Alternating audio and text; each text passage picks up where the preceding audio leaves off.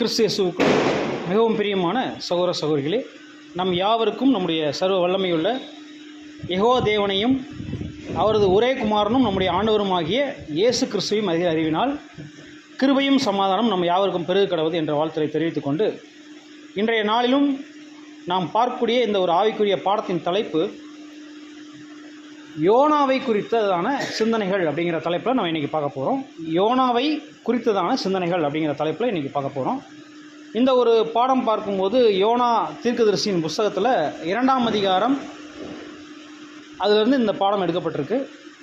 அப்போ இந்த யோனாவை குறித்ததாக நம்ம பார்க்கும்போது அதற்குரிய ஆதார வசனமாக வாசிக்க கேட்கலாம். லூக்கா நற்செய்தி நூல் 11ஆம் அதிகாரம் 29 முதல் 30 வரை உள்ள வசனங்கள். லூக்கா நற்செய்தி நூல் 11ஆம் அதிகாரம் 29 முதல் 30 வரை உள்ள வசனங்கள். ஜனங்கள் பொருளாய் கூடி வந்திருக்கிற போது அவர் இந்த சந்ததியார் பொல்லாதவர்களாய் இருக்கிறார்கள், அடையாளத்தில் தேடுகிறார்கள்.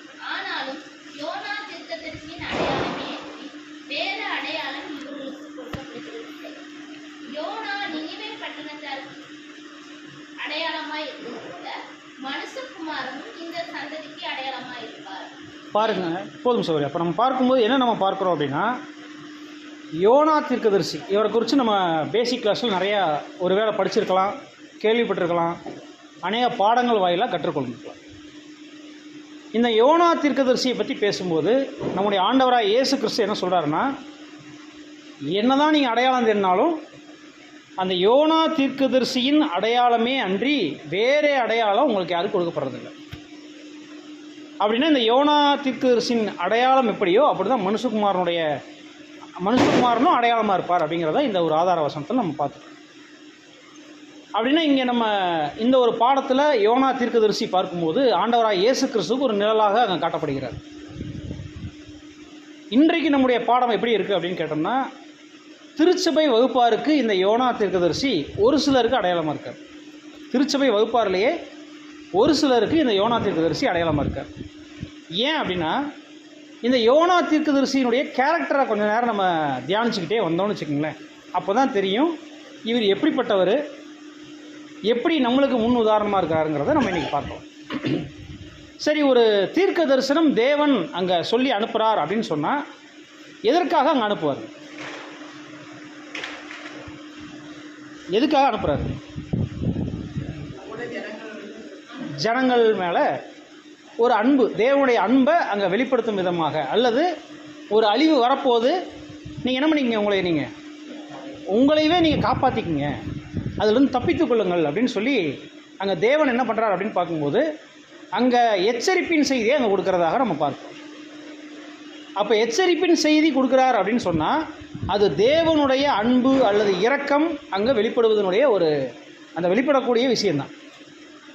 அப்படின்னா இங்கே இந்த ஒரு விஷயத்தை தேவன் எல்லார்ட்டையும் சொல்லணும் அப்படின்னா அதற்கென்று ஒரு கதாபாத்திரத்தை பயன்படுத்துவார்.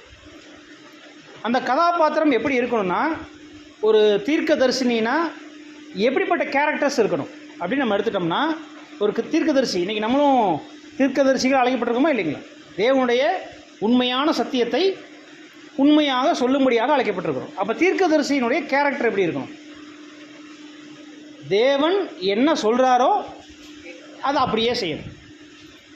தேவன் என்ன சொல்கிறாரோ அதை அப்படியே சொல்லணும் அல்லது அப்படியே செய்யணும். இதுதான் தீர்க்கதரிசியினுடைய பழைய ஏற்பாட்டு கால தீர்க்கதரிசியினுடைய ஊழியமாக கூட இருந்துச்சு. என்ன சொல்கிறாரோ அதை அப்படியே சொல்லணும்.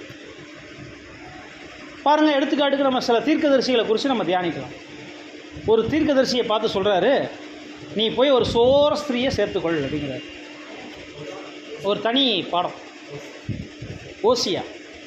அந்த ஓசியா நல்லா யோசிச்சு பாருங்கள். ஒரு இளம் வாலிபர், ஒரு வயசு பையன் போய் நீ என்ன பண்ணு, சோர ஸ்திரியை பார்த்து தெரிந்து அந்த பொண்ணை நீ என்ன பண்ணிக்க, உனக்காக நீ திருமணம் செய்து கொள்னு சொன்னால் எப்படி இருக்கும்?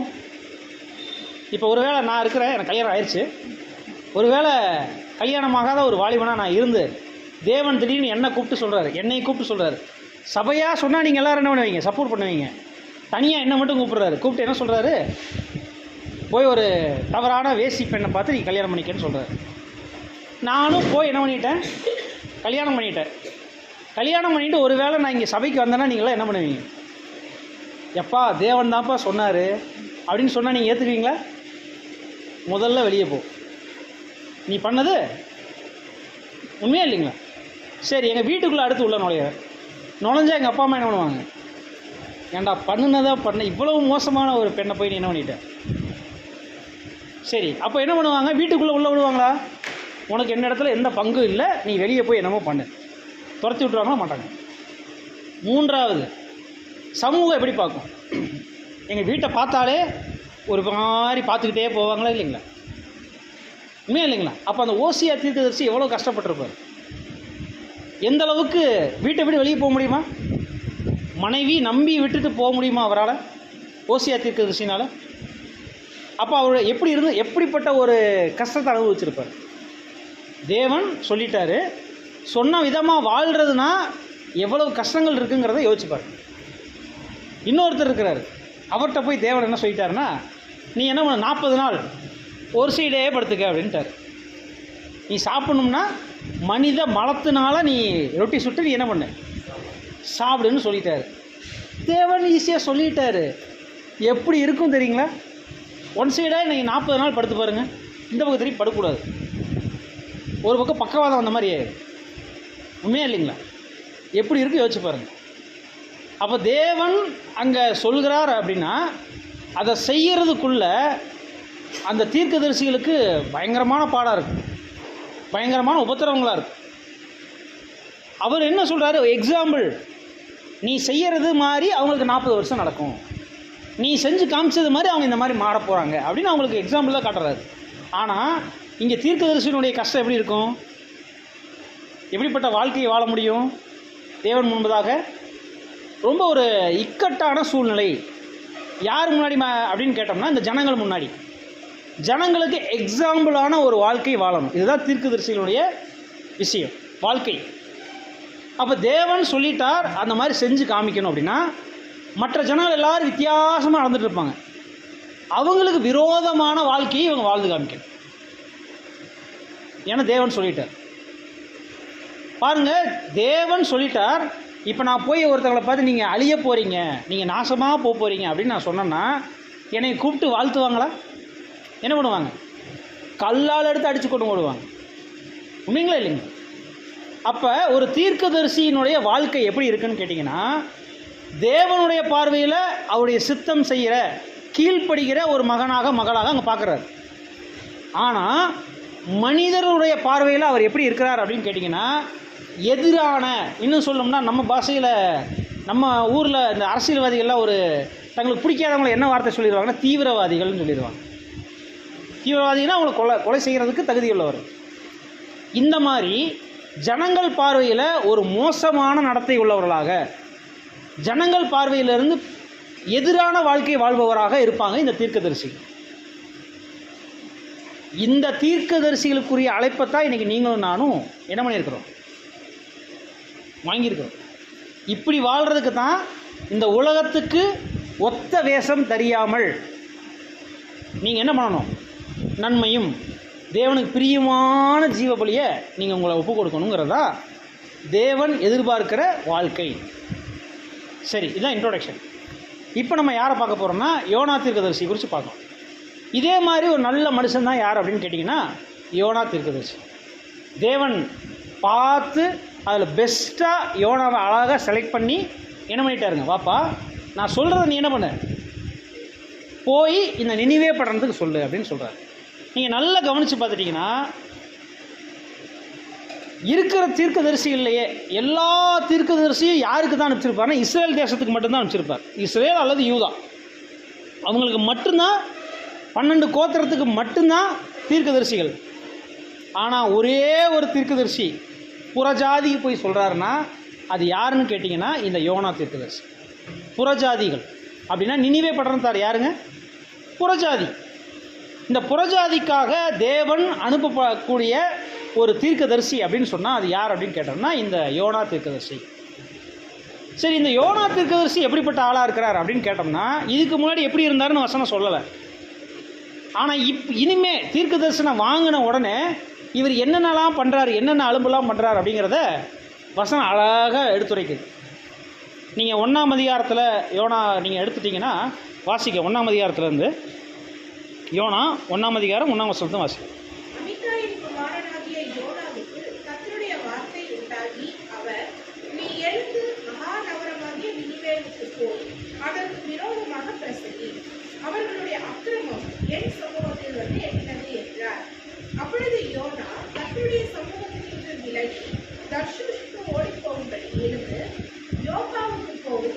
தர்ஷூஷுக்கு போகிற ஒரு கப்பலை கண்டு கூலி கொடுத்து தான் கர்த்தருடைய சமூகத்திலிருந்து விலகும்படி அவர்களோட தர்ஷூஷுக்கு போக கப்பல் ஏறினார். சௌரி, அப்போ பார்க்கும்போது நம்ம என்ன பார்க்குறோம்னா, முதல் விஷயம், தேவன் ஒரு மனுஷனை செலக்ட் பண்ணி, பார்ப்பா நீ போய் நினிவே பட்டணத்துக்கு போய் நீ என்ன பண்ணு, அதற்கு விரோதமாக பிரசங்கி, என்னென்னு அவருடைய அக்கிரமம் என் சமூகத்துக்கு வந்து எட்டினது, அதனால் ஒரு அழிவுக்குள்ளே போகுதுங்கிறத நீ என்ன பண்ணணும், போய் அனௌன்ஸ்மெண்ட் பண்ணுப்பா அப்படின்னு சொல்லி அங்கே சொன்னதுக்கப்புறம் கேட்கும்போது என்ன பண்ணிடுறாரு. இப்போ நம்ம வீடுகளில் சில பசங்கள்லாம் பார்ப்பீங்க அப்படின்னா, நம்ம கூட ஒரு ஊமை கூட பார்த்துருக்கோம். என்ன, இயேசு கிறிஸ்து சொல்லுவார், ஒரு மகன் என்ன பண்ணுவாராமா, போகிறேன்னு சொல்லிட்டு போக மாட்டார், இன்னொரு மகன் என்ன போக மாட்டேன்னு சொல்லிட்டு போயிடுவார். இதில் யார் உத்தமன்னு அங்கே ஆண்டவராக இயேசு கிறிஸ்து கேட்பார். பாருங்கள், இங்கே கூட இந்த மனுஷன் எப்படின்னா, தேவன் சொன்ன உடனே சரிங்க சரிங்க போகிறேங்கன்னு சொல்லி தேவன்கிட்ட ஒப்புதல் கொடுத்துட்டு இந்த மனுஷன் என்ன பண்ணிட்டார் அப்படின்னு கேட்டிங்கன்னா, போகலை. போக சொன்னது எங்கே அப்படின்னு கேட்டோம்னா நினிவே பட்டணத்துக்கு போக சொன்னது. ஆனால் இவர் போனது தர்ஷீஷ் அப்படிங்கிற ஒரு கப்பலை பார்த்து வேற ஒரு கப்பலில் ஏறிட்டார். கப்பலில் ஏறி என்ன பண்ணிட்டார், அதான் தேவன் அங்கே போச்சுனாரு. அதாவது என்னென்னா, இது ஒரு பக்கம் போகுது, இது ஒரு பக்கம் போகுது, அந்த மாதிரி. ஆனால் ஒரே கடல் தான். இந்த மாதிரி ஒரு சூழ்நிலைங்கும் போது இப்போ நம்ம எப்படி பார்க்கலான்னு கேட்டோம்னா, இவர் ஒரு முறுமுறுக்கிற தீர்க்கதரிசி அப்படின்னு குறிப்பிடுறாங்க. முறுமுறுக்கிற தீர்க்கதரிசி. தேவன் ஒன்று சொன்னார்னா இவர் ஒன்று செய்கிறது அப்படின்னு. இதுக்கு இன்னொரு பாஷையில் சொன்னால் கீழ்ப்படியாத தீர்க்கதரிசின்னு கூட சொல்லலாம். கீழ்ப்படியாத தீர்க்கதரிசி. இப்போ சொல்லுங்கள், எத்தனை பேருக்கு இந்த யோனா தீர்க்கதரிசி நல்லா இருக்கார்? எனக்கு நல்லா இருக்காரா இல்லைங்களா? நான் அநேக நேரங்களில் முறுமுறுக்கிறேன்னா இல்லையா? அநேக நேரங்களில் நான் என்ன பண்ணுறேன், தேவன் ஒன்று சொல்லுவார், உங்களுக்கெல்லாம் புரிகிற மாதிரி சொன்னால் நம்ம உடன்படிக்கை என்னென்னு எடுத்துருக்குறோம், என்ன சொல்லி எடுத்துருக்குறோம், உங்கள் சித்தம் செய்கிறதுக்கு எதையோ ஒன்று விட்டுட்டு வர்றேன்னு சொன்னோமே, எது ஞாபகம் இருக்குங்களா? இந்த உலகத்தை விட்டுட்டு வர்றேன், பழைய மாம்சத்தை விட்டுட்டு வர்றேன்னு சொல்லியிருக்கிறோம். ஆனால் நடக்கிறது என்ன தெரியுங்களா? அநேக நேரங்களில் சொன்னோம், ஆனால் செய்கிறது இல்லை. அநேக வேலைகள் என்ன பண்ணிடுறோம், இந்த உலகத்துக்குரிய காரியங்களில் நம்ம ஐக்கியப்பட்டு தேவனை மறந்துடுறோம். இப்போ சொல்லுங்கள், யோனா தீர்க்கதரிசி நம்மளுக்கு நல்லா இருக்காரா இல்லைங்களா? முறுமுறுக்கிற தீர்க்கதரிசி. நம்ம குறை பேசுகிறோமா இல்லையா? மற்றவங்கள பற்றி குறை பேசுகிறோமா இல்லைங்களா? இன்னும் சொல்லும்போது முறுமுறுக்கிறதுனா தேவனுக்கு எதிராக சில நேரங்கள் பேசுகிறோமா இல்லைங்களா? நான் மட்டும் இங்கே வராமல் இருந்ததுனா எப்படி இருந்திருப்பேன் தெரியுமா? எங்கள் சபையில், பழைய சபைகள் எப்படி இருந்திருப்பேன் தெரியுமா?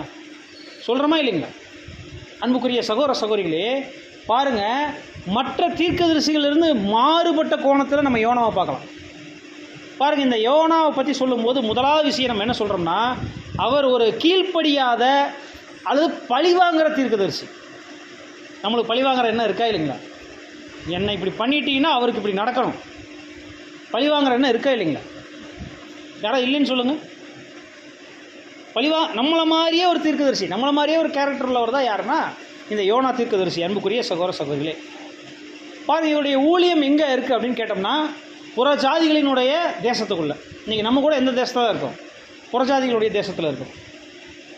இவருடைய கணிப்புன்னு சொன்னால் இவர் எப்படிப்பட்ட ஆளாக இருக்காருன்னா, நீங்கள் இனி பின்னாடி அப்படியே பார்த்துட்டே வந்தீங்கன்னா போய் உட்காந்து பார்ப்பார், நினிவே எப்படி அழிய போகுது அப்படின்னு சொல்லி என்ன பண்ணுவாருங்க, எதிர்பார்த்து காத்திருக்கிறார். ஆனால் அங்கே அழியலை. கோபம் வருது, ஏன் நீங்கள் அழிக்கிறேன்னு சொன்னீங்கல்ல, நீங்கள் மாறக்கூடியவர்னு தெரிஞ்சு தான் நான் அன்றைக்கே ஓடி போனேன் சொல்கிறாரா இல்லைங்க? ஆனாலும் இவருடைய கணிப்பு எல்லாம் தோல்வி அடைஞ்சாலும் இவரை தேவன் இன்னும் தீர்க்கதரிசியாக தான் பார்க்குறாரு, அவரோட அனுப்பின பிள்ளையாக தான் பார்க்குறாரு. அன்புக்குரிய சகோதர சகோதரி, சரி, இவர் உண்மையாலுமே தேவனுடைய தீர்க்கதரிசி தானா அப்படின்னு கேட்டிங்கன்னா, இவரை பற்றி வேதாகமத்தில் வேறு எங்கேயாவது இருக்கா?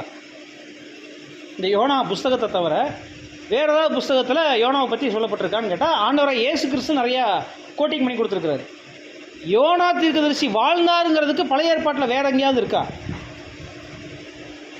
அல்லது இவர் போய் தீர்க்க தரிசனம் சொல்லி எங்கேயாவது படிச்சிருக்கா? வாசி கேட்கலாம். 2 ராஜாக்கள் 14ஆம் அதிகாரம் 25ஆம் வசனம். 2 ராஜாக்கள் 14ஆம் அதிகாரம் 25ஆம் வசனம். யோவாகாசின் குமாரனாகிய யோவாஸ் ஆசகேலோடே யுத்தம் பண்ணி தன் தகப்பனாகிய யோவாகாசின் கையிலிருந்து பிடிக்கப்பட்ட 14:25. காத்தேப்பேர் ஊரானாகிய அமித்தாய் என்னும் தீர்க்கதரிசியின் குமாரன் யோனா என்னும் தம்முடைய ஊழியக்காரனை கொண்டு பாருங்க, முதல் நீங்கள் யோனா 1ஆம் அதிகாரம் 1ஆம் வசனமும் என்ன போட்டிருக்கு அப்படின்னு கேட்டால் அமிதாப்பின் குமாரனாகிய யோனா. இப்போ நீங்கள் மறுபடியும் வசனம் வாசிங்க. காத்தேப்பேர் ஊரானாகிய அமித்தாய் என்னும் தீர்க்கதரிசியின் குமாரன் யோனா. பாருங்க, அமிதாப் அப்படிங்கிற அவருடைய அந்த தீர்க்கதரிசியினுடைய குமாரனாகி யோனா. வாசிங்க. என்னும் தம்முடைய ஊழியக்காரனை கொண்டு இஸ்ரவேலின் தேவனாகிய கர்த்தர் சொல்லியிருந்த வார்த்தையின்படியே அவன் ஆமாத்தின் எல்லை முதல் கொண்டு சமபூமியின் கடல் மட்டும் உள்ள இஸ்ரவேலின் எல்லைகளை திரும்ப சேர்த்து கொண்டார். பாருங்க, அப்போ ஆல்ரெடி இந்த யோனா தீர்க்கதரிசி சொன்ன இஸ்ரேல் தேசத்துக்குள்ளே சொன்ன ஒரு தீர்க்கதரிசனம் பழிச்சிருக்கு. தேவன் சொன்ன அந்த வாக்குத்தத்தம் கண்டிப்பாக நடந்திருக்கு. அப்படிப்பட்ட ஒரு தீர்க்கதரிசி தான் இவர். சரி, இந்த தீர்க்கதரிசி எந்த ஊர்லேருந்து வந்தவர்? எந்த ஊர்லேருந்து வந்தவர்? நீங்கள் அது காத்தேப்பின்கிற வார்த்தை பயன்படுத்துகிறீங்க.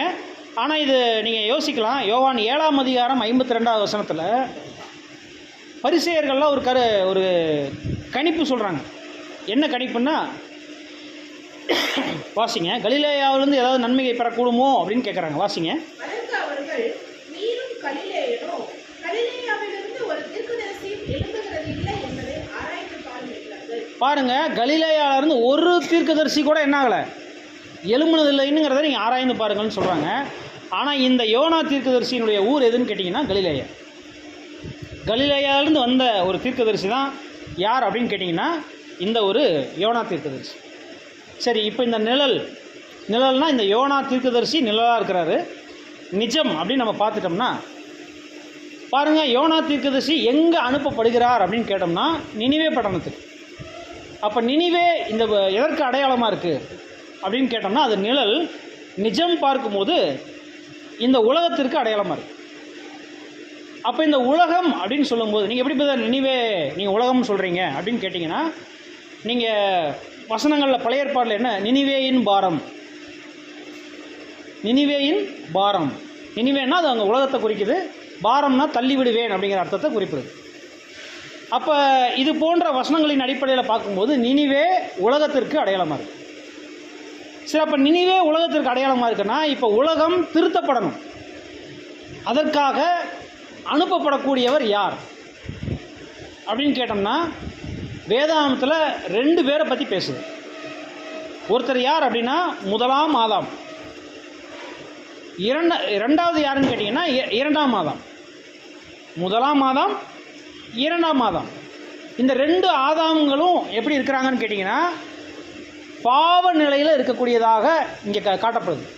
அது என்ன 2ஆம் ஆதாம் எப்படி பாவ நிலைன்னு நீங்கள் உடனே சண்டைக்கு வந்துட வேண்டாம், நம்ம அதை பற்றி டிஸ்கஸ் பண்ணலாம்.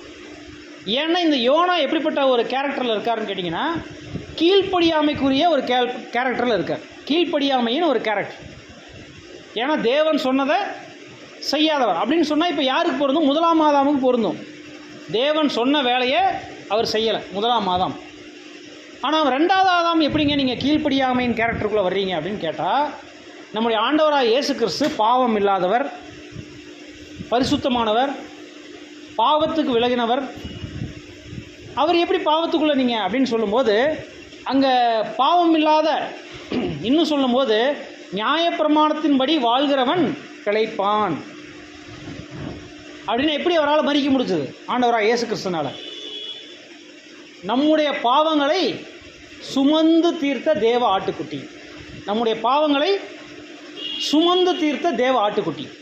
எப்படி இதை சொல்கிறீங்க? அவரை நீங்கள் யோனாவோட கம்பேர் பண்ணுறீங்களா எப்படின்னு கேட்டிங்கன்னா, யோனா எப்படி 3 நாள் மீனுடைய வயிற்றில் இருந்து மீண்டும் எழுந்து வந்தாரோ நிழல். நிஜம் பார்த்தீங்கன்னா ஆண்டவராக இயேசு கிறிஸ்து மீனினுடைய வயிற்றில் எத்தனை நாள் இருந்தாருங்க? மீனினுடைய வயிறுன்னு சொன்னால் என் மரணத்தின் பிடியில் 3 நாள் இருந்து 3ஆம் நாள் உயிர்த்தெழுதலுக்குள்ளே வந்தார் அப்படிங்கிறத நம்ம பார்க்குறோம் அன்புக்குரிய சகோதர சகோதரிகளே. அப்போ பாருங்கள், இங்கே கிறிஸ்துவினுடைய தியாக பலி அவரை பாவ நிலைக்கு கொண்டு சென்றது. பாவ நிலைன்னா நம்மளை அவர் தன்னை தியாகம் பண்ணதுனால நம்முடைய பாவங்களை அவர் சுமந்து கொண்டார். அவர் தன்னை தியாகம் பண்ண பண்ண பண்ண என்ன பண்ணிட்டாரு? நம்முடைய பாவங்களை சுமந்து கொண்டதுனால அவர் பாவியாக கருதப்படுகிறார். அதனால தான் தேவனுடைய பார்வையில் அவர் மரிக்கும்படியான வாய்ப்பு அவருக்கு வந்தது அப்படிங்கிறத நம்ம பார்க்கணும். சரி, அப்படின்னா நீங்கள் ஒரு கப்பல் பற்றி பேசுகிறீங்களே, ஒரு கப்பல் பற்றி பேசுகிறீங்களே, அடுத்தது கீழே என்ன இருக்குங்க? எதன் மேலே நிற்கிறாங்க? தண்ணீர்கள் மேலே அல்லது கடல்கள் மேலே. கடல் அப்படின்னு சொன்னாலே நமக்கு தெரியும், ஜனங்கள், கொந்தளிக்கிற ஜனங்கள் அப்படின்னு சொன்னாலே வெளிப்படுத்தல அங்கே தண்ணீர்கள் அப்படின்னு நீங்கள் சொல்லும்போது, நீங்கள் தண்ணீர்கள் மேல் அமர்ந்திருக்கிற வேசியை கண்டாயே, அந்த தண்ணீர்கள் ஜனங்களும் கூட்டத்தாரும் பாஷைக்காரருமாம் அப்படிங்கிற வசனங்கள் நமக்கு சொல்லப்பட்டிருக்கு. நீங்கள் வெளிப்படுத்தல் 17ஆம் அதிகாரம் 15ஆம் வசனம் கூட வாசிங்க. வெளிப்படுத்தல் 17ஆம் அதிகாரம் 15ஆம் வசனம். பின்னும் அவன் என்னை நோக்கி, அந்த வேசி உட்கார்ந்திருக்கிற தண்ணீர்களை கண்டாயே, அவைகள் ஜனங்களும் கூட்டங்களும் ஜாதிகளும் பாசைக்காரருமா. பாருங்க, அப்போ இந்த ஜனங்கள் மேலே இப்போ யார் உட்கார்ந்துருக்காங்கன்னா ஒரு கப்பல் இருக்குது. அந்த கப்பலுக்கு மேலே தான் யார் இருக்கிறாருன்னா யோனா தீர்க்கதரிசி இருக்கிறார். பாருங்கள், இங்கே நினிவே பட்டணத்தில் யார் இருக்காங்கன்னு கேட்டிங்கன்னா, நினிவே பட்டணத்தார் அப்படின்னு சொல்கிறவங்க அவங்களுடைய பேர் என்னன்னு கேட்டிங்கன்னா மோவாபியர்கள். மோவாபியர்கள் அது மோவாப் தேசத்தை சேர்ந்தவங்க. இவங்களுக்கு நியாயப்பிரமாண திருச்சட்டம் இல்லை. இந்த ஜனங்களை காப்பாற்றும்படி தான் ஒரு அடையாளமான யோனா அங்கே அனுப்பப்படுகிறார் அன்புக்குரிய சகோதர சகோதரிகளே. சரி, அப்படின்னா பெருங்காற்று, ஒரு காற்று, ஒரு தேவனால் அனுப்பப்பட்ட ஒரு பெருங்காற்று என்ன பண்ணுது அப்படின்னு கேட்டிங்கன்னா, அந்த கப்பலை சாக்கிது. கப்பலை சாக்கும் போது இப்போ ஒரு கப்பலில் யார் இருக்கிறார் அப்படின்னு கேட்டிங்கன்னா, கப்பல் மேலே இருக்கக்கூடிய ஒரு கேப்டன், கப்பலுடைய கேப்டன், அவர் என்ன பண்ணுறாரு? யோனாவை தண்ணிக்குள்ளே விழத்தள்ளுறதுக்கு அனுமதிக்கலை, காப்பாற்ற முயற்சிக்கிறார். யோனா தான் தெரிஞ்சிருச்சு, சீட்டு போட்டு பார்த்தா யோனா தான் கண்டுபிடிச்சிட்டாரு. ஆனால் அவரை உடனடியாக தண்ணிக்குள்ளே தள்ளிட்டாரா? இல்லை. என்ன பண்ணிட்டார் அப்படின்னா, இந்த யோனாவை காப்பாற்றுறதுக்கு அநேக பிரயாசங்கள் எடுக்கிறார். அந்த பிரயாசங்கள் நீங்கள் கவனித்து பார்த்தீங்கன்னா, ஆண்டவராக இயேசு கிறிஸ்துவை காப்பாற்றுறது கூட ஒரு 2-3 பிரயாசங்கள் ஒருத்தர் எடுத்தாருங்க. யாருங்க அவர்? பிலாத்து. பிலாத்து என்ன பண்ணார்? கடைசி வரை சில முயற்சிகள் எடுத்தார். ஆனால் என்ன பண்ணப்படலை, அது அவரால் காப்பாற்ற முடியல. பாருங்கள், இப்போ அங்கே கடலுக்குள்ளே அப்படின்னா ஜனங்களுக்குள்ளே விழத்தள்ள வைக்கிறதுக்குரிய ஒரு ஆயத்தத்தை யார் பண்ணுறாரு அப்படின்னு கேட்டிங்கன்னா, இந்த பெருங்காற்று அடையாளப்படுத்துது இந்த உலகத்தின் ஆகாயத்து அதிகார பிரபு. அது என்ன பேர்? தேவன் தான் ஏற்படுத்தினாரா? தேவன் தான் ஆயத்தம் பண்ணாரா அப்படின்னு கேட்டோம்னா, தேவனுடைய அனுமதி இல்லாமல், அவருடைய திட்டம் இல்லாமல் எதுவுமே நடக்காது. ஸோ இன்றைக்கி நல்லா கவனித்து பாருங்கள். பஸ்கா காலத்தில் நம்ம யோசிப்போம். என்ன யோசிப்போம்னா, முத நாள் சாயங்காலம் என்னென்னு பேசுவாங்கன்னா, ஓசன்னா தாவீதின் குமாரனுக்கு ஓசனான்னு பாடின அதே ஜனங்கள் தான் அடுத்த நாள் ஒளிக அவனை கொல்லுங்க அப்படின்னு சொல்லுவாங்க. எப்படி அவங்களால மாற முடியுது? கேரக்டர் சடனாக எப்படி அவங்களால மாற்றி பேச முடியுது?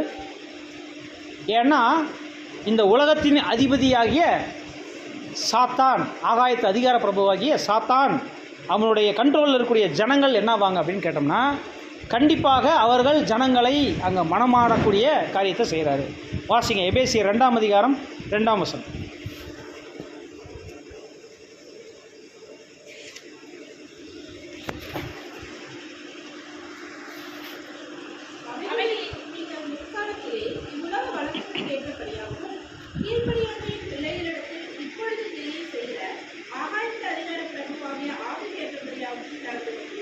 பாருங்க, அப்போ சாத்தானை போல நீங்கள் நடந்து கொண்டீங்கிறத இங்கே வசனம் சொல்லப்படுது. சரி, அப்படின்னா இங்கே யோனா அங்கே என்ன பண்ணப்படுறாரு? தண்ணிக்குள்ளே தள்ளப்படுறாரு. சரி, இப்போ யோனாவை குறித்து கொஞ்ச நேரம் யோசிக்கலாம். முதல்ல பார்த்துட்டோம், அவர் ஒரு கீழ்ப்படியாதவர்னு பார்த்துட்டோம். சரி, ஏன் கீழ்ப்படியாமல் போனார் அப்படிங்கிற ஒரு கேள்வி கேட்டால் என்ன பதில் சொல்லலாம்?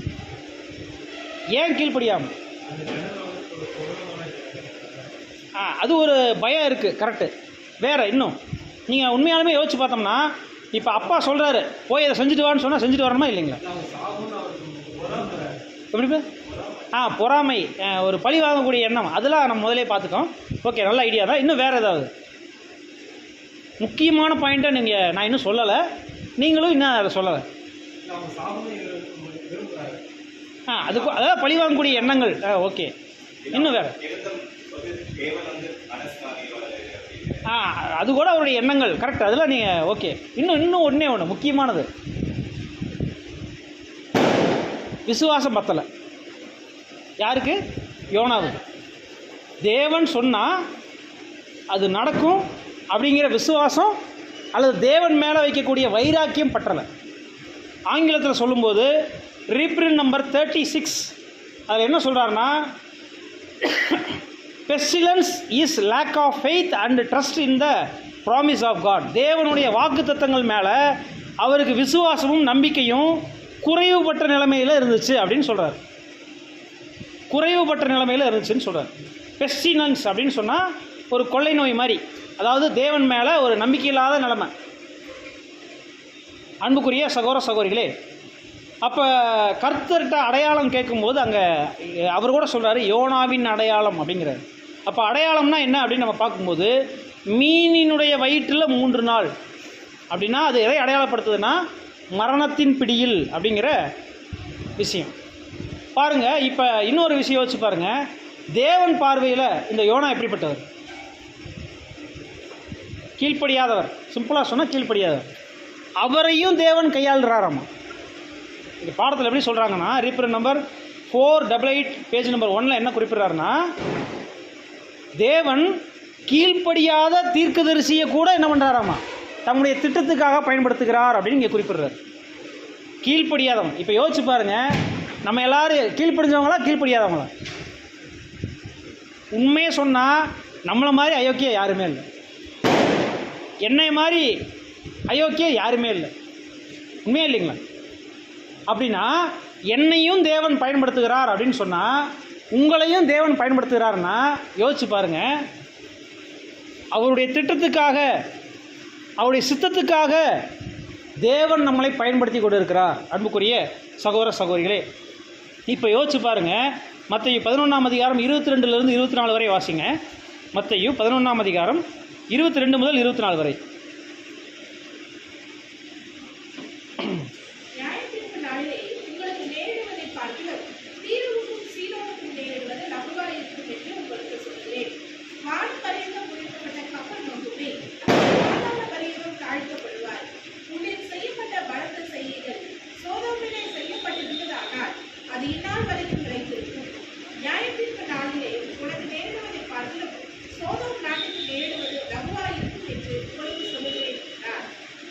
தொடர்ந்து நீங்கள் வாசிங்கன்னா பாருங்கள், இந்த யோனாவினுடைய போதனைகள். யோனா போய் அந்த 40 நாள் அவர் போய் என்ன பண்ணார்? அனௌன்ஸ்மெண்ட் பண்ணாரா இல்லைங்களா? தேவன் அழிக்க போகிறாரு, மனம் திரும்புங்கன்னு சொன்னாரா இல்லைங்களா? சொன்ன உடனே கீழ்ப்படிஞ்சாங்களா இல்லைங்களா? நினிவே பட்டணத்தார் கீழ்ப்படிஞ்சாங்க. அப்படின்னா நல்லா யோசிச்சு பாருங்கள், கீழ்ப்படியாத ஒரு தீர்க்கதரிசியை வச்சு கீழ்ப்படிய வைக்கிறார் அவ்வளவு ஜனங்களை. இதுதான் தேவனுடைய சித்தம். பார்த்தீங்களா இல்லைங்க? கீழ்ப்படியாத தீர்க்கதரிசியை வச்சு அவ்வளவு ஜனங்களை கீழ்ப்படிய செய்கிறாராம நம்முடைய தேவன். இதுதான் அவருடைய திட்டம். எப்படி லூசிஃபர் கீழ்ப்படியாத ஒரு குமாரன், அந்த கீழ்ப்படியாத குமாரனை வச்சு இந்த உலகம் முழுவதும் என்னாகிறாரு அப்படின்னு பார்க்கும்போது ஒரு பாடத்தை கொடுக்குறாரா இல்லைங்களா? ஒரு பாடம் இன்றைக்கி நம்ம எல்லாருக்கும் இந்த சாத்தான் மூலமாக இன்றைக்கி பாடம் கிடைக்குதா இல்லைங்களா? அன்புக்குரிய சகோதர சகோதரிகளே, அப்படின்னா இன்றைக்கி யோசிச்சு பாருங்கள், யோனாவை காட்டிலும் பெரியவர் நம்மோடு இருக்கிறாருன்னா, யோனா சொன்னால் அந்த ஜனங்கள் மனமாறினாங்க. யோனாவோட பெரியவர் யாருன்னா நம்முடைய ஆண்டவராக இயேசு கிறிஸ்து. அவர் சொன்னால் மனம் மாறணுமா மாறக்கூடாது? அப்படின்னா ஒவ்வொரு வாரம் பாடம் கேட்டு கேட்டு கேட்டு என்ன ஆகணும்? எப்படி வந்தீங்களோ அப்படியே எந்திரிச்சு போகணும். அப்படியே இருக்குங்க. ஒவ்வொரு வாரம் பாடம் எதற்காக கேட்குறோம்? ஒவ்வொரு வாரமும் இந்த வாரத்தில் எனக்கு என்ன தேவன் கற்றுக் கொடுத்துருக்கிறார், அதன் மூலமாக நான் என்ன மறுரூபம் ஆகிறேன். தேவன் வெறுமனே பாடத்தை கேட்டுட்டு அப்படியே கடந்து போகிறதுக்காக தேவன் சத்தியங்களை கொடுப்பது இல்லை. கேட்டு அதன் பின்பாக நம்ம என்ன பண்ணணும்? ஒவ்வொரு நாளும் மனம் மாறணும், மறுரூபமாகணும். அது என்ன மறுரூபம்னா, பழைய சிருஷ்டியிலிருந்து புதிய சிருஷ்டிக்கு என்ன பண்ணணும்? ரூபம் மாறணும். இன்னும் பழைய சிந்தனையிலேயே நான் இருந்தேன்னு வச்சுக்கோங்களேன், பழைய பார்வையிலேயே நான் பார்த்துட்டு இருந்தேன்னு வச்சுக்கோங்களேன். இப்போ என்னுடைய பார்வை நான் முதல்ல கான்சக்ரேஷனுக்கு முன்னாடி எப்படிப்பட்ட பார்வையாக இருந்துச்சோ, இப்போ நான் ஒரு சகோதரனை பார்த்தா எப்படி பார்க்குறவனோ அதே பார்வையை இன்றைக்கி நான் வச்சுருந்தேன்னா நான் இன்னும் மாறலை. அன்றைக்கி எப்படி நான் என்னுடைய கைகளை கொடுத்தனோ அதே மாதிரியே இன்றைக்கி கையில் கொடுத்தேன்னா நான் இன்னும் மாறலை. அன்னைக்கு வந்தால் ஒரு சகோதரனை எப்படி நான் கவனிச்சனோ அதைவே இன்றைக்கி கவனிக்கிறேன்னா நான் இன்னும் மாறலை. எப்படி யோசிக்கிறேனோ அன்றைக்கி எப்படி யோசிச்சனோ இன்றைக்கி அப்படி தான் நான் யோசிக்கிறேன்னா நான் இன்னும் என்ன பண்ணல, என்னுடைய சிந்தனைகள் இன்னும் மாற்றம் அடையலை. அப்போ சத்தியம் கேட்டு என்ன பிரயோஜனம்? சத்தியம் கேட்டு என்ன பிரயோஜனம்? கேட்டால் மனம் மாறணும். மனம் மாறலைன்னா தேவன் கைவிட்டுருவார். பாருங்கள், கர்த்தருக்கான நிழல்கள் நீங்கள் பழைய ஏற்பாடு புதிய ஏற்பாடு இதெல்லாம் எடுத்து அப்படியே படித்து பார்த்தீங்கன்னா, பழைய ஏற்பாடில் பார்த்தீங்கன்னா பாருங்கள், பலிபீடத்தின் மேலே ஈசாக்கு அடையாளமாக இருக்கார். ஈசாக்கு மற்றும் ரெவேக்காள் அங்கே கிறிஸ்து மற்றும் சபைக்கு அங்கே அடையாளமாக இருக்காங்க. இன்னும் நோவா மற்றும் பேலை அது கூட அடையாளமாக இருக்காங்க. இன்னும் பார்க்கும்போது மோசே, ஆரோன் அங்கே பார்த்துட்டிங்கன்னா அங்கே கர்த்தர் நல்லா இருக்காங்க. இன்னும் எலியா, எலிசா, இன்னும் பார்க்கும்போது சிம்சோன், கிதியோன், இவங்கெல்லாம் ஏறக்குறைய கர்த்தருக்கு நிழல்களாக சில காரியங்களை அங்கே விட்டு சென்றிருக்கிறாங்க. அந்த வகையில் நீங்கள் கவனித்து பாருங்கள், இந்த கீழ்ப்படியாத தீர்க்கதரிசியாகிய யோனா கூட கர்த்தருக்கு நிழலாக இருக்கார். அப்படின்னா யோசிச்சு பாருங்கள், தேவன் அவரையும் பயன்படுத்துகிறார். கீழ்ப்படியலைனாலும் தேவன் அவரையும் பயன்படுத்துகிறார். சரி, அப்படின்னா இந்த யோனாவினுடைய காரியங்களில் நீங்கள் முதலே சொல்லிட்டோம், கீழ்ப்படியாமை, தேவன் மேலே விசுவாசம் இல்லாத நிலைமை, இப்படி எல்லாம் நிறைய சொல்லிட்டோம். இன்னும் சொல்லும்போது ஏன் அவர் தர்ஷீஷுக்கு போகிற கப்பலை தெரிந்து கொண்டார்? பக்கத்தில் அப்படின்னு சொல்கிறீங்க, ஓகே. ஆனால் போக வேண்டியது இடம் இந்த பக்கம் தான். அப்படின்னா நான் இந்த பக்கம் மாறி போகிறேன். ஒருவேளை ரீப்ரிண்ட் நம்பர் 762 பேஜ் நம்பர் 4 ஒருவேளை நம்முடைய மூத்த சகோதரர் என்ன குறிப்பிட்டிருக்காருன்னா, வசதிக்காக அவர் என்ன பண்ணியிருக்கலாம், அந்த கப்பலில் போயிருக்கலாம். ஒருவேளை இருக்கலாம்னு சொல்கிறாரு. வசதின்னு சொன்னால் நல்லா யோசிச்சு பாருங்கள். இப்போ நம்ம இங்கேருந்து ஒரு வேளை மெட்ராஸ் போகணுன்னு நினைக்கிறோன்னு வச்சுக்கோங்களேன், ஒரு எக்ஸாம்பிள். போய் பஸ் ஸ்டாண்டில் போய் பார்க்குறோம், இந்த பக்கம் பஸ்ஸு ஏசி பஸ் ஒன்று நிற்கிது. அது எங்கே போகுதுன்னு கேட்டிங்கன்னா கோயம்புத்தூர் போகுது.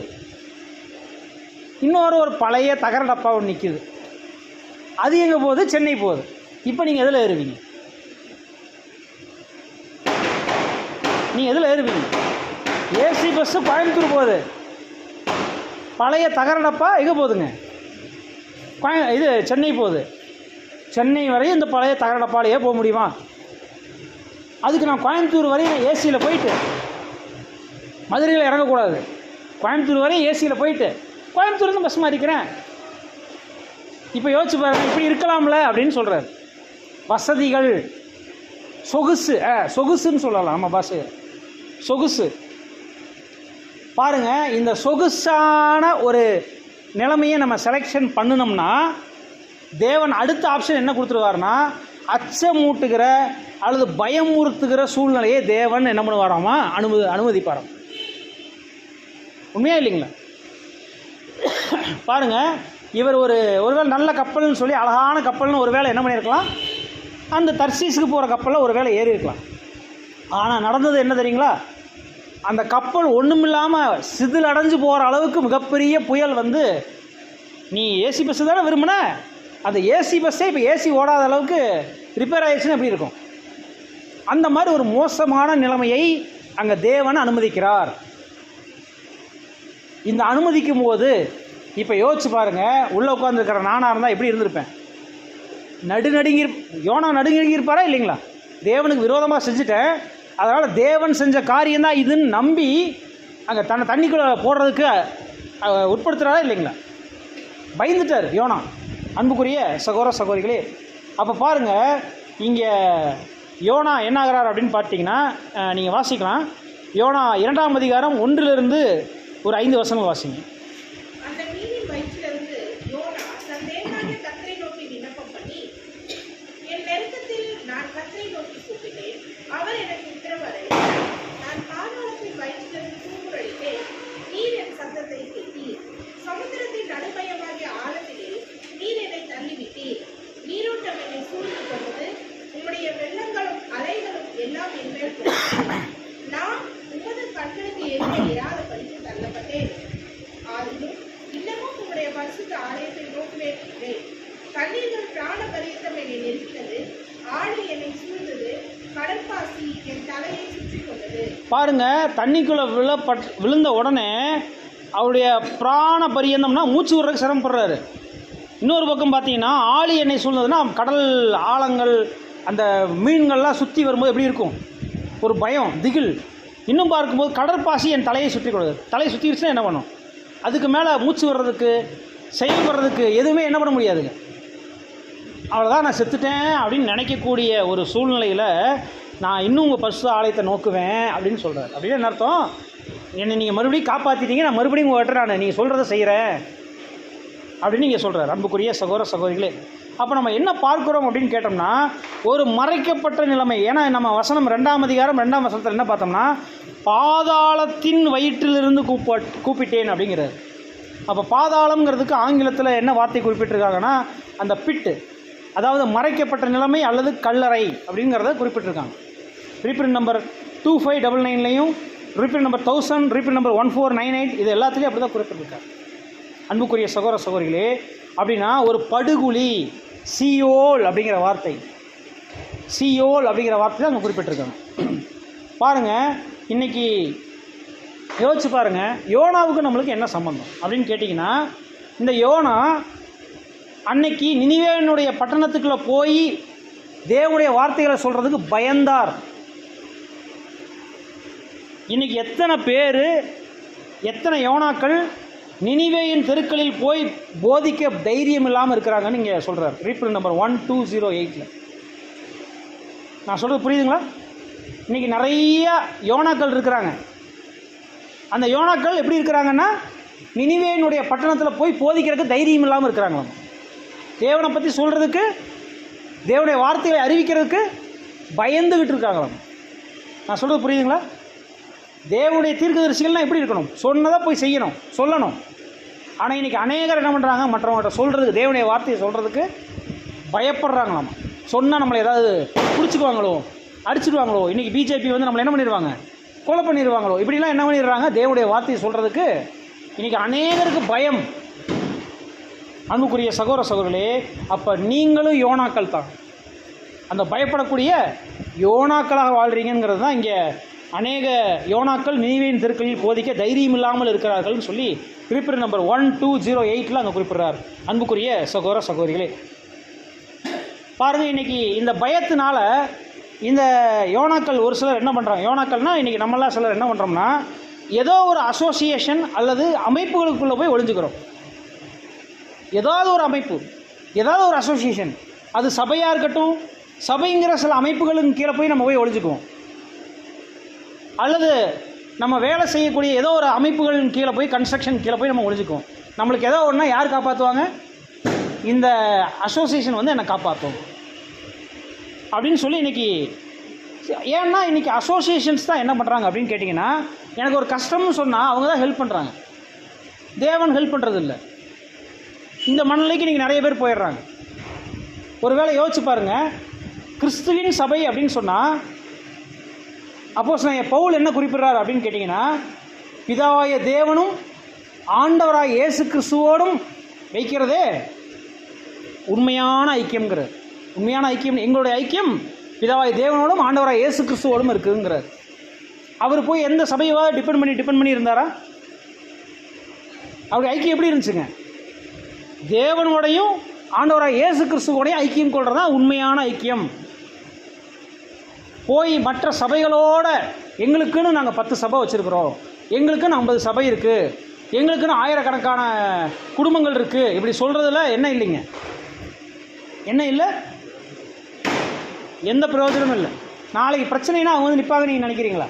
நம்ம நினைக்கிறோம் 1000 பேர், எனக்கு ஒன்றுனா 1000 பேர் வந்து நிற்பாங்க அப்படின்னு நம்ம நினைக்கிறோம். ஒருத்தங்க கூட வரமாட்டாங்க.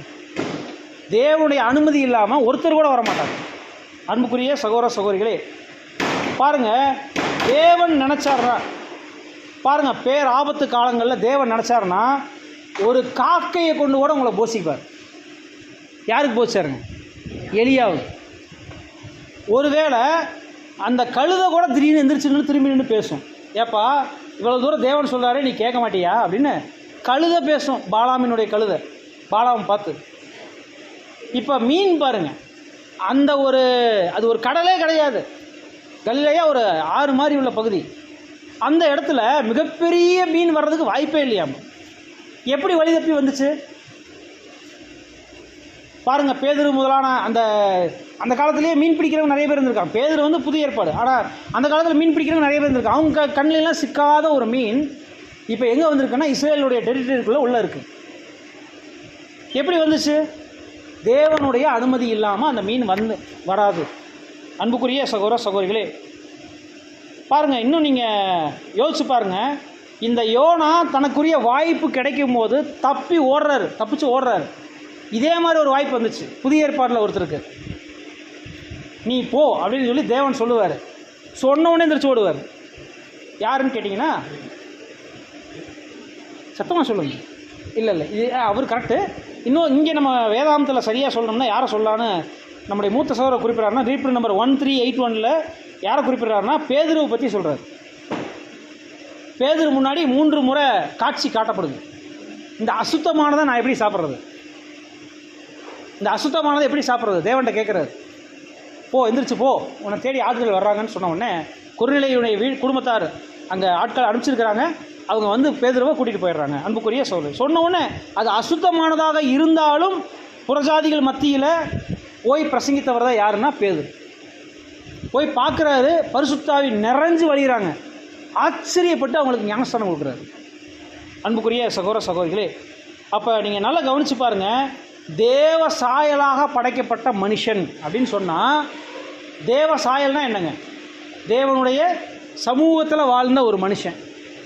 இன்னும் சொன்னால் ஆளுகை அதிகாரம் கொடுக்கப்பட்டிருந்த ஒரு மனுஷன். இன்றைக்கி ஆதாம் இங்கே வா அப்படின்னு சொன்னால், சிங்கமாக இருக்கட்டும், யானையாக இருக்கட்டும், புலியாக இருக்கட்டும், கூப்பிட்டா ஒடியாரும், கீழ்ப்படிதலை காட்டும். எப்போ அவர் கீழ்ப்படியாமைக்குள்ளே போகிறாரோ அப்போ அவைகளும் கீழ்ப்படியாமைக்குள்ளே போகுது.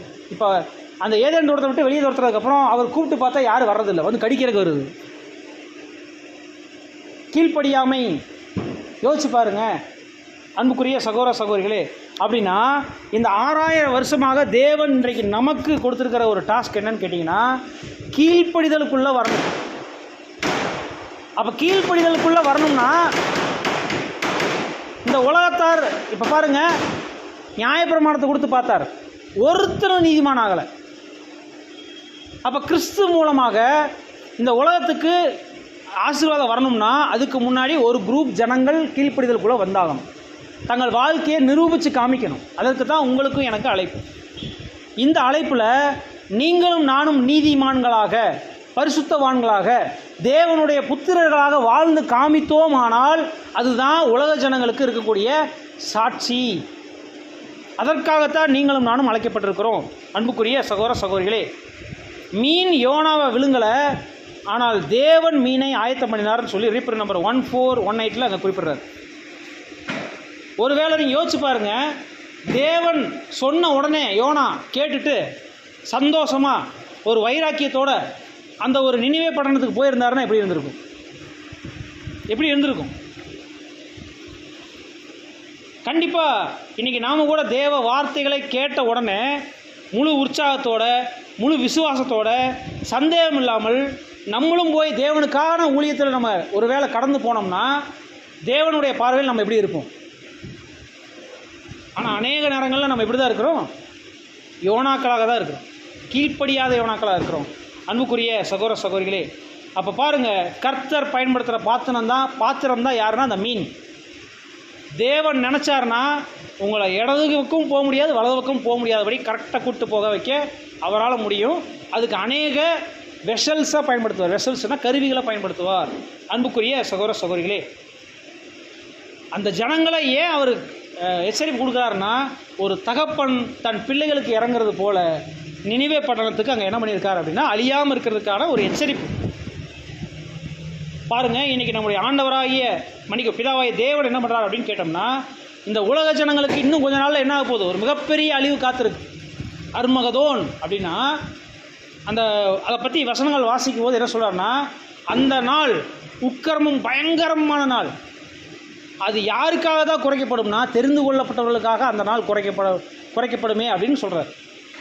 அப்படின்னா இந்த நாள் மிகப்பெரிய அழிவுக்குரிய நாள். அந்த நாளில் ஜனங்கள் தப்பிக்கணும்னா முதல் நம்ம தப்பிக்கணும்.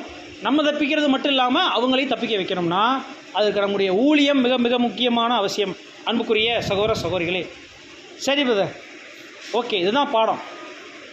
இதுக்கப்புறம் நீங்கள் யோசிச்சு பாருங்கள், யோனா போய் என்ன பண்ணிட்டாரு, நினிவே பட்டணத்துக்கு அனௌன்ஸ்மெண்ட் கொடுத்துட்டார். நினிவே பட்டணத்தார் என்ன பண்ணிட்டாங்க அப்படின்னு கேட்டிங்கன்னா, போய் அனௌன்ஸ்மெண்ட் பண்ணிட்டார். பண்ண உடனே அவங்க என்ன பண்ணிட்டாங்க அப்படின்னா, வசனம் நீங்கள் வாசிங்க, யோனா 3ஆம் அதிகாரம் 6லிருந்து 8 வரை வாசிங்க.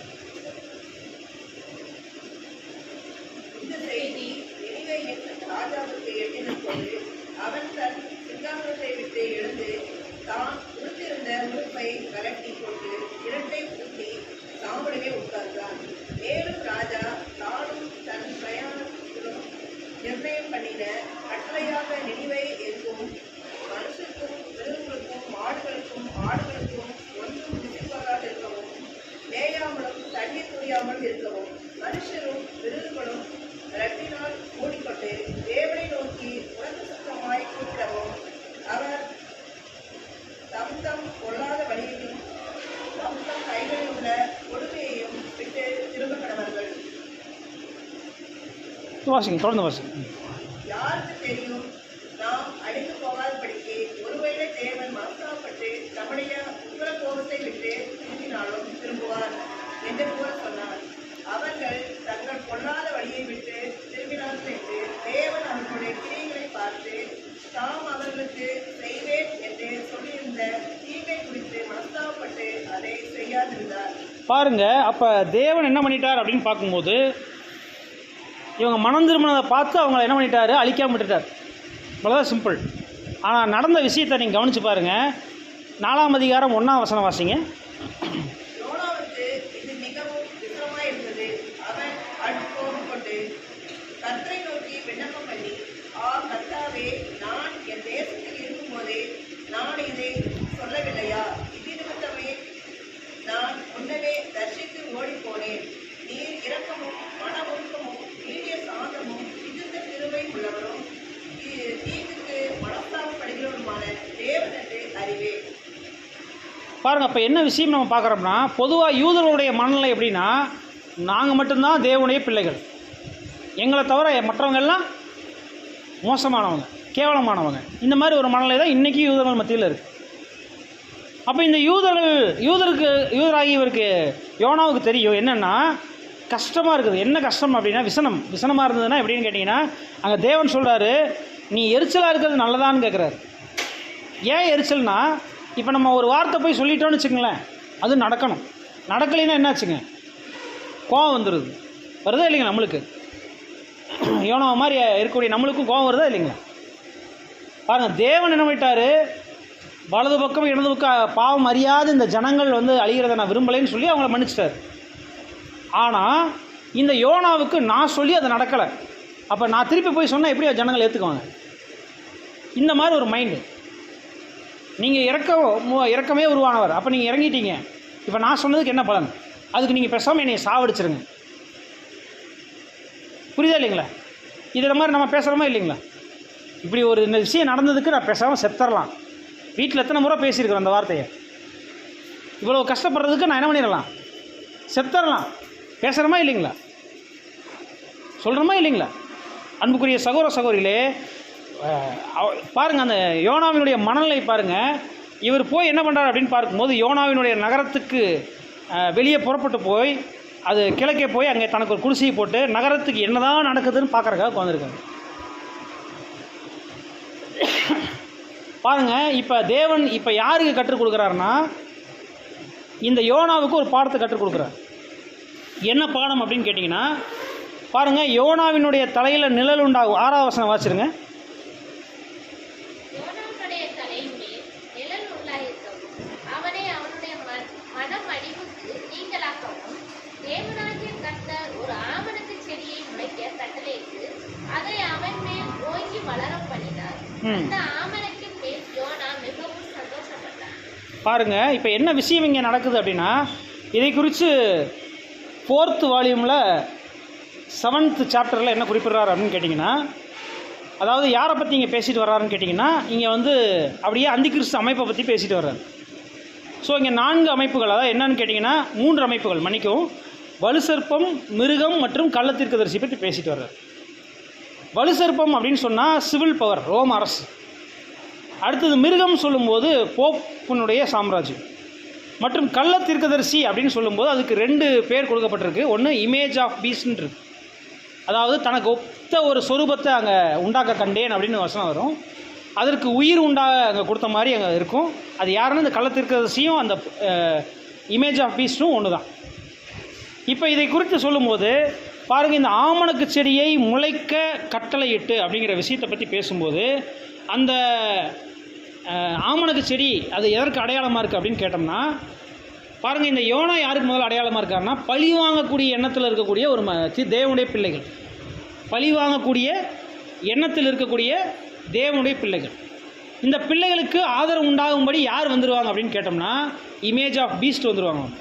அது யார் இமேஜ் ஆஃப் பீஸ்ட் அப்படின்னு கேட்டோம்னா, நான் தான் சொன்னேன், கள்ள தீர்க்கதரிசிகள். நீங்கள் நல்லா யோசிச்சு பாருங்கள், தேவனுடைய வேலையை செய்கிற வரையும் தேவன் நம்ம கூட இருப்பார். தேவன் கையை எடுத்துட்டாருன்னா இவங்க ஆட்டோமேட்டிக்காக என்ன ஆயிடுவாங்க, தேவனுடைய ஆவி எடுக்கப்பட்டாச்சுன்னா இவங்க என்ன பண்ணுவாங்கன்னு கேட்டிங்கன்னா, தங்களுக்கு பொல்லாப்பாய் தோன்றுகிற அந்நியர்களோட போய் என்ன பண்ணிடுவாங்க, ஜாயின் பண்ணிடுவாங்க. இப்போ இந்த அந்நியர்களோட ஜாயின் பண்ண உடனே இப்போ என்ன ஆயிரும், புத்தி என்ன மைண்டு வந்துடும்னா, எப்போ அழியிறது, அதாவது நெகட்டிவ் மைண்டுக்குள்ளே போயிடுவாங்க. நெகட்டிவ் மைண்டுக்குள்ளே போயிடுவாங்க. இந்த நெகட்டிவ் மைண்டுக்குள்ளே போயிட்டாங்கன்னா அவங்க ரொம்ப சந்தோஷமாக இருப்பாங்க, கொஞ்ச நாள் ரொம்ப சந்தோஷமாக இருப்பாங்க. ஆனால் தேவன் என்ன பண்ணிடுவார் அப்படின்னு கேட்டிங்கன்னா, அடுத்த நாளிலே மறுநாளிலே கிழக்கு வெளுக்கும் நேரத்தில் தேவன் ஒரு பூச்சியை கட்டளையிட்டால் அது ஆமணக்கு செடியை அரித்து போடும். அதனால் அது காஞ்சி போச்சு. அப்படின்னா தேவன் இன்னும் கொஞ்ச நாளில், ஏன்னா இனி சபை இன்னும் கொஞ்ச நாளில் போப்பு மார்க்க அழிய போகுது. போப்பு மார்க்க அழியணும்னா அதனுடைய இமேஜ் ஆஃப் பீஸ்ட் வந்து எந்திரிச்சு நிற்க போகுது. இன்னும் கொஞ்ச நாள் அதோடைய சொரூபம் எந்திரிச்சு நிற்க போகுது, உயிரடைந்தது போல். கொஞ்ச நாள் அவன் 1 மணி நேரம் அவன் என்ன பண்ணணும், வல்லமை உள்ளதாக திருப்பி எந்திரிக்கணும். அப்போ எந்திரிக்கும் போது இந்த எரிச்சல் உள்ள சில ஜனங்கள் என்ன பண்ணுவாங்கன்னா அங்கே போய் சேருவாங்க. ஆனால் கொஞ்ச நாளில் தேவன் அந்த போப்பு மார்க்கத்தையும் அதனுடைய அனைத்து அமைப்புகளையும் என்ன பண்ண போகிறார், நிர்மூலமாக்க போகிறார். போப்பு மார்க் அழியறதுக்கு முன்னாடியே சபை நிறைவுக்குள்ளாக போயிடும் உண்மை சபை. இப்போ அந்த விழுந்து போன அல்லது எரிச்சல் உள்ள அந்த சில ஜனங்கள் என்ன பண்ணுவாங்க அப்படின்னு கேட்டோம்னா, அங்கே வசனம் நீங்கள் 8வது வசனம் வாசிங்க. சூரியன் உதித்தபோது தேவன் உஷ்ணமான தீக்காற்றை கட்டளையிட்டார். அப்பொழுது வெயில் யோனாவுடைய தலையில் படுகிறதினால் அவன் சோர்ந்து போய் தனக்குள்ளே சாவை விரும்பி, நான் உயிரோடு இருக்கிறதை பார்த்து சாகிறது நலமாய் இருக்கும் என்றான். அப்படி பார்த்தீங்கன்னா, நான் சாக போகிறேன் இந்த மாதிரி ரொம்ப ஃபீல் பண்ணும்போது தான் அங்கே தேவன் வந்து அவருக்கு ஒரு சின்ன அட்வைஸ் சொல்லி இந்த பாடத்தை முடிக்கிறார். என்ன அப்படின்னு கேட்டிங்கன்னா, வலது கைக்கும் இடது கைக்கும் வித்தியாசம் தெரியாத அந்த ஜனங்கள் அழிகிறத நீ விரும்புறியா? நான் விரும்ப மாட்டேன், இந்த மாதிரி நான் இல்லைப்பா. ஏன்னா இங்கே எல்லாரும் நீவேக்காக நான் பரிதபிக்கிறேன் அப்படிங்கிற ஒரு விஷயத்தை சொல்லி அந்த பாடத்தை முடிக்கிறார். அப்போ அன்புக்குரிய சகோதர சகோதரிலே, கடைசி காலத்தில் நம்ம கூட என்ன நினைக்கிறோம்னா, அருமகதோன் போகிற இந்த உலகம் பூரா என்ன ஆயிடணும், டிஸ்ட்ராய் ஆயிரும் அப்படின்னு ஒருவேளை நம்ம நினச்சோம்னா, தேவன் அப்படி பண்ணுறது இல்லை. ஏன்னா இங்கே இருக்கக்கூடிய அநேக ஜனங்கள் எப்படின்னா, தேவனை இன்னும் முழுசாக அறியாத ஜனங்கள். தேவனை அறிஞ்ச நம்மளே எப்படி இருக்கிறோம்னா, அநேக நேரங்களில் தேவனை விட்டு விலகி இருக்கிறோம். அறியாத ஜனங்கள் அப்படின்னா, தேவன் எல்லாரையும் அழிக்கிறதுக்கு தேவன் விரும்புகிறது இல்லை. மாறாக ஒவ்வொரு ஜனங்கள் மேலேயும் அவர் எப்படிப்பட்டவராக இருக்காருன்னா, பரிதபிக்கக்கூடிய தேவனாக இருக்கார்.